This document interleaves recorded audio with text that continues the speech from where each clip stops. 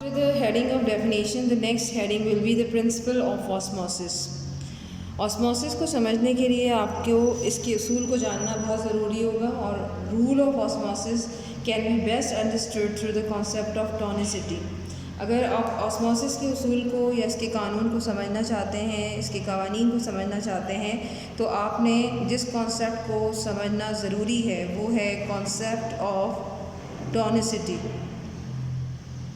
Concept of tonicity.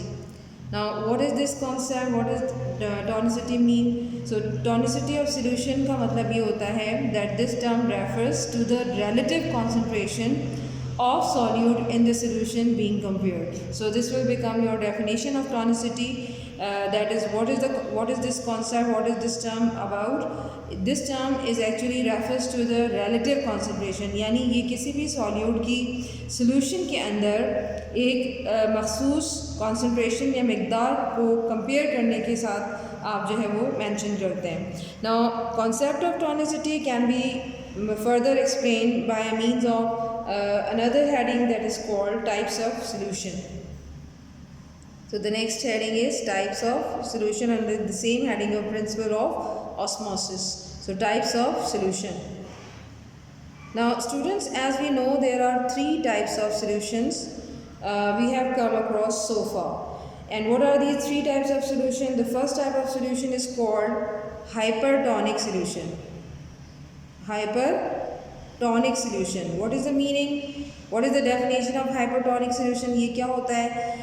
Hypertonic solution is actually is having relatively more solute. यानी अगर किसी भी solution के अंदर solute की मिक़दार ज़्यादा है, more solute का मतलब अगर solute ज़्यादा है as compared to the solvent, then that type of solution is called hypertonic, because the meaning of hyper more, increase, ज़्यादा. Next type of solution is called hypotonic solution. Hypo means less. So by name it is clear what type of solution is it, in which the amount of solute is lesser as compared to the solvent. So the less solute is present in this type of solution. While the third type of solution is called isotonic solution. Iso mean equal.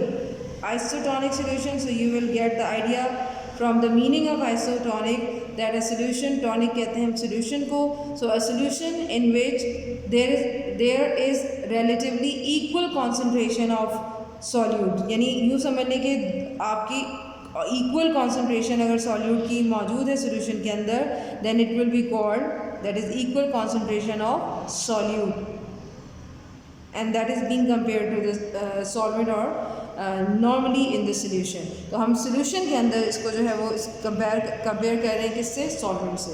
So these are three different types of solution, and by these solution आपने इन solutions की मदद से ना सिर्फ के osmosis के उसूल को समझना है, बल्कि साथ साथ आप इस figure को follow करेंगे. So the next heading will be figure. Student, इस फिगर में आपको एक कंटेनर नज़र आ रहा है कि सपोज़ कि हमने एक सेल ले लिया है और सेल के अंदर हमें नज़र आ रही है सेंटर में सेल मेम्ब्रेन. तो मैं यहाँ पर बता देती हूँ कि ये जो सेंटर में जो मैंने पोर्स की शक्ल में जिसमें बाकायदा आपको सुराख नज़र आ रही है, क्या चीज़ है? ये सेल मेम्ब्रेन है. तो अगर हम आम कंटेनर लेकर भी इस प्रोसेस को एक्सप्लेन करें तो हम कर सकते हैं. For this purpose we can take the egg cell membrane, और एग की मेम्ब्रेन भी इसे कहा जाता है. सो हमने यहाँ पर एक कंटेनर के अंदर सेल मेम्ब्रेन ले ली है और सेल मेम्ब्रेन हमने बीच में ऐसे प्लेस कर दी है. दोनों साइड पर यानी उसी कंटेनर में चूँकि हमारे पास दो एरिया बन गए, one area is called the concentrated area, the other area is called the diluted area. अब कॉन्सेंट्रेटेड एरिया और डाइल्यूटेड एरिया में क्या फ़र्क है कि कॉन्सेंट्रेटेड में हमने हाइपरटॉनिक सोल्यूशन जो है वो फिल किया है, जबकि डाइल्यूटेड एरिया में हमने हाइपोटॉनिक सोल्यूशन लिया है. And you know very well the meaning of hypertonic and hypotonic. Now hypertonic solution का मतलब ये है कि हमने यहाँ पर शुगर सोल्यूशन को यानी शुगर सोल्यूशन तैयार किया है, और शुगर सोल्यूशन को तैयार करने के लिए हमने शुगर के सब्सटेंस यानी शुगर मॉलिक्यूल्स को वाटर मॉलिक्यूल्स में मिक्स कर दिया है. सो कॉन्सेंट्रेटेड एरिया के अंदर आप वाज़ेह तौर पे देख सकते हैं कि शुगर मॉलिक्यूल्स को हमने थोड़ा सा बड़े डॉट से, जबकि वाटर मॉलिक्यूल्स को छोटे डॉट से रिप्रेजेंट किया है.